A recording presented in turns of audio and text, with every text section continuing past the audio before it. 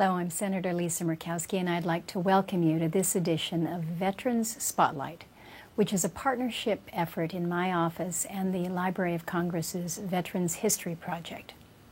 This project was created by the Library of Congress back in 2000 as a way to preserve the personal accounts of American war veterans so that future generations may hear directly from veterans and better understand what has happened on our front lines.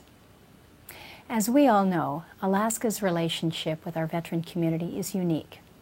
We have the highest percentage of veterans in our population in the entire United States. Our veterans have served with distinction. They have served selflessly, and every single one of them has a story to tell. Veterans Spotlight is our opportunity to listen and learn. We can learn a lot about our country, our state, and ourselves from the men and women who have fought for us and the freedoms that we hold dear. We owe it to our veterans to honor them through sharing their stories, and we owe it to our nation to use their stories as lessons of patriotism, commitment, and service.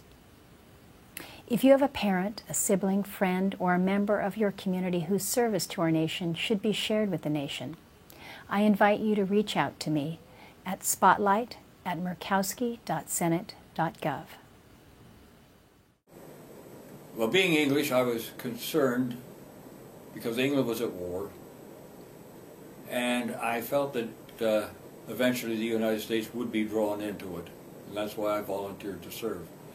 I actually almost crossed the river to join the Essex Scottish Battalion in Windsor, Ontario, and decided that perhaps that wasn't a good idea since I was not a Canadian, so I then went and joined the National Guard in Michigan, Detroit.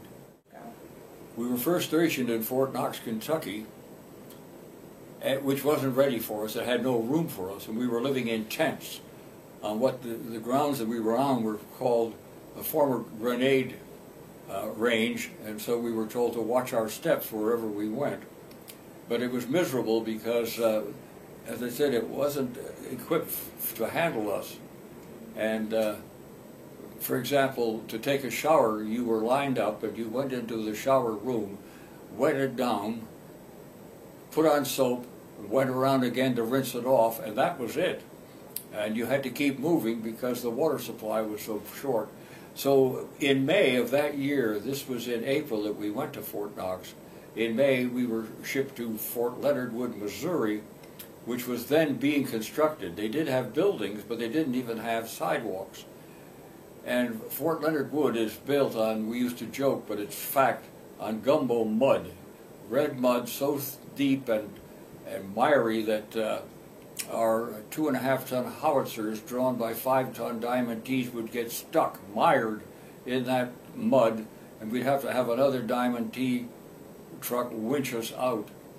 And so our first job was to make temporary sidewalks by taking 1x4s parallel and then filling in between with gravel. And we also had to take the animals off the range, off the farms, because that became our firing range. That's how we were being prepared. And that's how it looked on December the 7th, 1941. We were still using howitzers made in 1917, firing 1918 ammunition.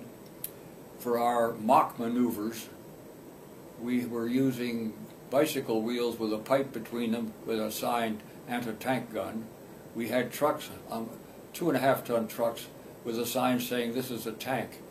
And that's how well prepared we were when the Japanese struck Pearl Harbor.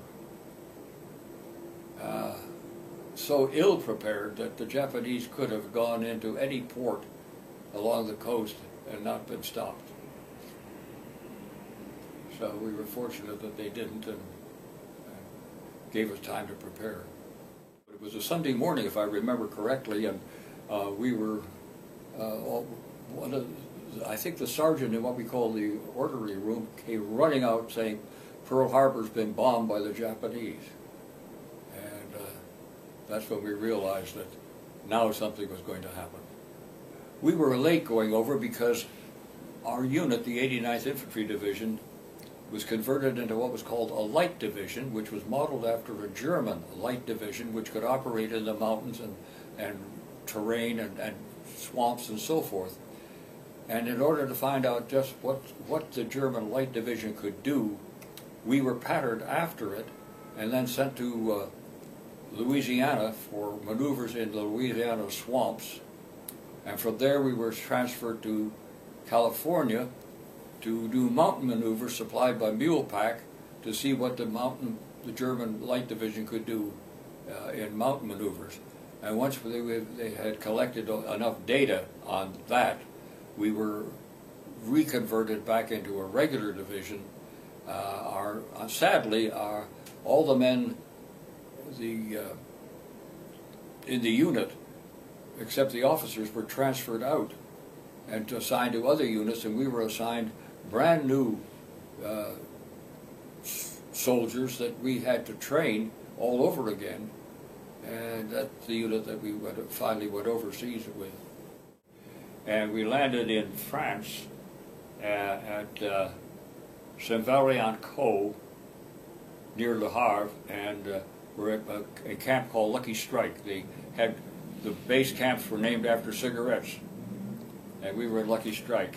And from there, we were sent on our first battle assignment down the Moselle River to Worms, and then called back and then into France, and across France to Luxembourg, and from Luxembourg into Germany and up, crossing the Rhine River at Singor and Singorhausen, which is the site of the Lorelei, referred to as the romantic section of the Rhine River, and it truly is beautiful. I was fortunate in being able to go over for a wedding in Germany a few years ago, and my friends took me to that site of Singor because our crossing was at night, and we didn't see it, but it is a magnificent place, a beautiful site in the river, except the crossing was disastrous in that we were told it was to be a surprise attack and therefore the artillery would not be used.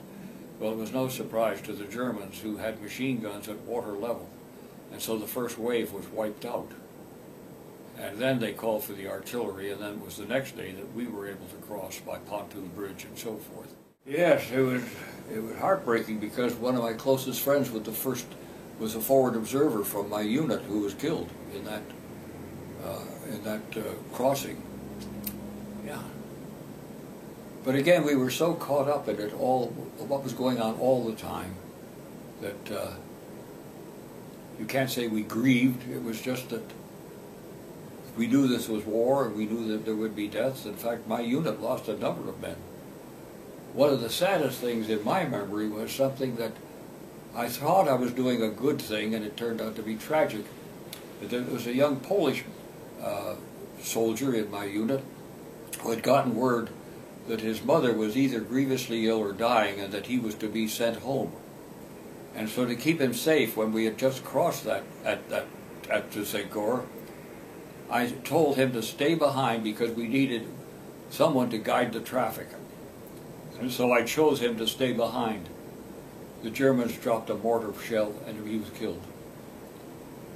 So, you know, you never know. That's war. You accept it and go on. And from there on, we went deep into Germany, in fact, through the university towns of Erfurt and Jena and Bad Schwalbach, and wound up very close to the Czech border at a city called Chemnitz and Zwickau. Well, two towns, Chemnitz and Zwickau. And so we were very deep in Germany and had to wait for the Russians to take Berlin. They would not allow us to go into Berlin. As you know, it was agreed at Yalta that the Russians would be the ones to take Berlin. I think, and I really truly believe, that if the Americans and British had been allowed to take Berlin, there would have been less bloodshed, because the Germans were terrified, and rightly so, of the Russians. And but we were warned not to fire unless we were sure it were Germans we were going to be firing at and not Russian. That's how we waited and waited for the Russians to take Berlin. Which again, as I say, I think we could have done it with less bloodshed, and there would have been no East Germany following that, because following the end of the war, we moved back to Frankfurt, and well, all that area from Chemnitz, where we were, to Frankfurt became East Germany. As we were moving out, the Russians would move in 24 hours later, and which was rather sad that that happened that way. One of the things our unit did in its advance across Germany was to, you might say, I forget the term which was often used, but we came to one of the concentration camps that the Germans had set up, and so many mass murders of the Jews and so forth, that I didn't see it, but the forward observer unit of our, with the infantry, did go into that place. And knowing we were coming, the Germans killed as many of the prisoners, you might say, as possible, and then tried to destroy their bodies. And the story reported was that Patton came and saw it and immediately went to a fence and vomited. He was so upset by the horror that he saw. And when the day that it was announced to us that the war was over, one of our men who had been in that forward observer unit and seen Erfurt shot up the house that he was in. And when we asked him why, there was no one in the house, he wasn't endangering anyone, he said, because I never had the chance to see a German and kill him face to face. That's how overcome he was by what he had seen at that concentration camp. You never forget, but you don't let it get you down. I'll put it that way for me. Now, I can't speak for anyone else. But I remember, and I remember things that I wish I had done and didn't do, and vice versa. But no, I don't dwell on it. But I hope that people do remember it. I think what's happening today is that we're losing our remembrance of things like World War II, and perhaps even Vietnam and so forth, so that our younger generation aren't aware. Oh, I know, we were called the great generation and so forth from World War. I don't think we were any greater, but it's strange how things have changed so drastically from the way they were to the way they are today. And by that I mean, and I'm sorry to say it, but I think it's changed for the worse. We're forgetting the past, and so we're not really repeating it, we're just ignoring it and going on